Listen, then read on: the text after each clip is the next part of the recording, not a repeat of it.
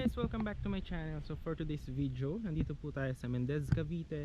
And nandito tayo sa Barangay Road. Ayan po, nagmotor po tayo dito.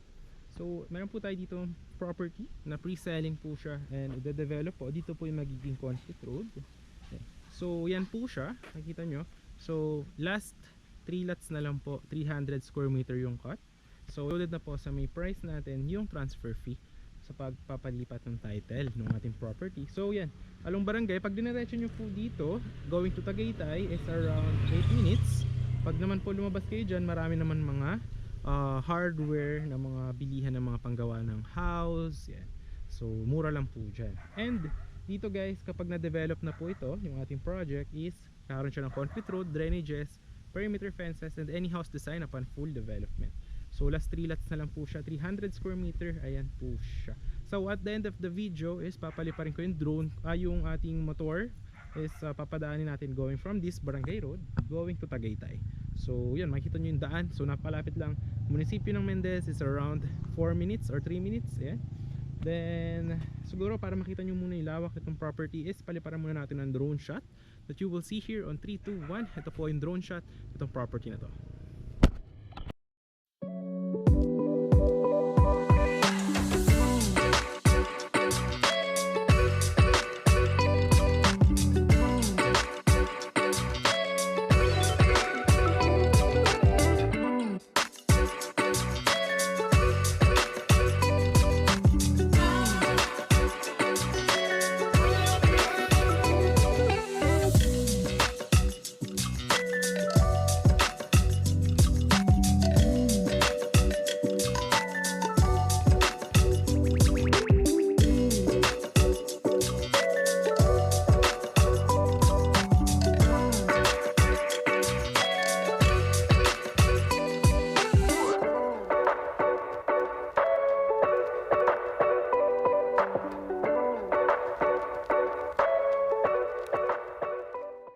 So yun guys, nakita nyo naman yung drone shot. So napakaganda po ng property na to. And at the same time is malamig po siya dahil yung kanyang above sea level is around 450 to 480 meters. Tagaytay is around 500 meters above sea level. Dito po nasa around, malapit na rin siya sa 500 meters above sea level. Kaya malamig din po yung weather. So as of now, medyo makulimlim, which is normal weather here on Mendez, Cavite. And nakita nyo naman yung drone shot ng ating property. So malawak po siya. So at the sa dulo po ng property, gagawan din yan ng perimeter fences. Here, gagawan din yan ng concrete road. Then there will be entrance guardhouse for the security of property for the future. And ano ba yung magiging itsura na itong property natin on the future? So makita nyo dito in 3, 2, 1. Ito po yung magiging sample na itsura itong project natin.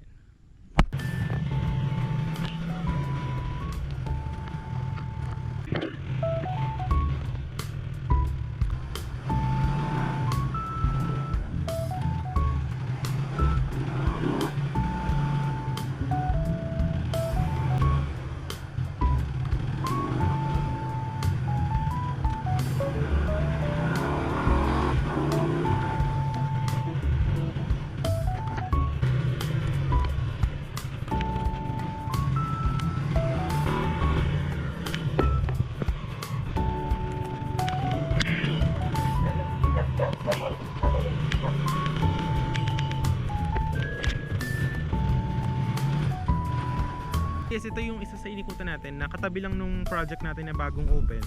So ganito rin yung magiging itsura nung property after development. So yung sinasabi ko sa inyo, may mga concrete roads.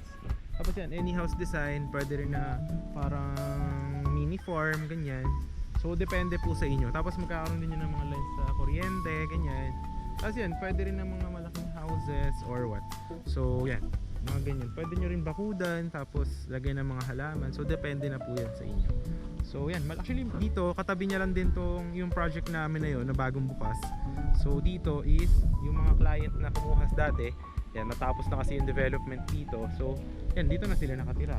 So actually mga ano lang to, mga actually 7 minutes to Tagaytay. Yung sa property kanina mga 10 minutes, kasi mga 3 minutes from the property going to this one. So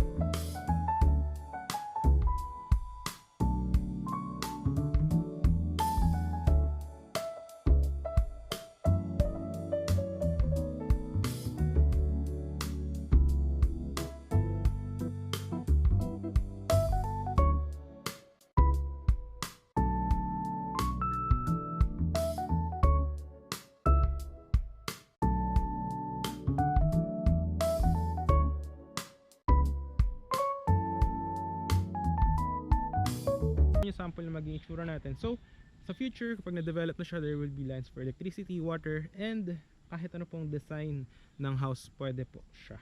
And then gusto mo ng mini garden, pwede rin siya. If you want to make a swimming pool for your retirement house, retirement lot, is depende na po yan sa inyo. So siguro lakaran natin para makita nyo din yung mga available natin na mga lots. So yeah, let's go. Alright, so at the end of the video guys, papakita ko sa inyo yung sample na magiging itsura nito, ha, ay yung from this barangay road going to Tagaytay. Okay? So yun siya guys, as of now, pinyahan po siya. So kaka-open nyo lang this month, no? Kaka-open na ng project na to this month. So yan, pag na-develop na po siya, nag-start ng development talaga ng concrete road. Yan pong may flag na yan, tsaka po yung may flag po na yan, makikita nyo po. So dyan yung gagawing concrete road papasok. Then there will be available lots here. Yan, may mga available lots din po tayo doon. Yan.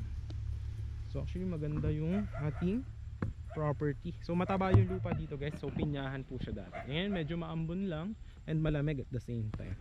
So yun, last 3 lots, 300 square meter. Ayan po siya, pinyahan siya right now. So pagka na-clear out na yan, no, mataba po yung lupa, pwede rin yung taniman sa future, no? So yun, maraming salamat sa panonood guys. Siguro I will show you na yung video ng ating pagmumotor from this property going to Tagaytay, para makita nyo and ma-appreciate nyo rin siya. Nakita nyo naman yung drone shot ng property. So yun po yung kalakihan niya. Along Barangay Road lang siya and malapit sa municipio. So yun guys, please watch yung ating video from this property going to